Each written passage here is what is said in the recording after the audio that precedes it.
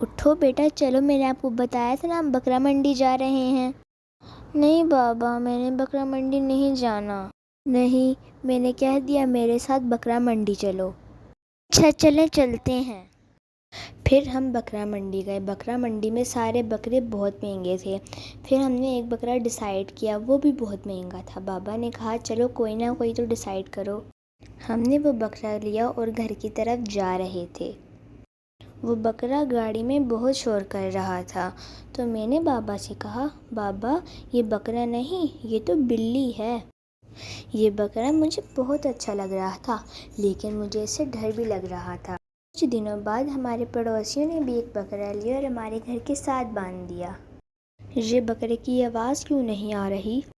ابو بکرا چوری ہو گیا ہے، جلدی آئیں۔ ہیں، رکو میں آتا ہوں۔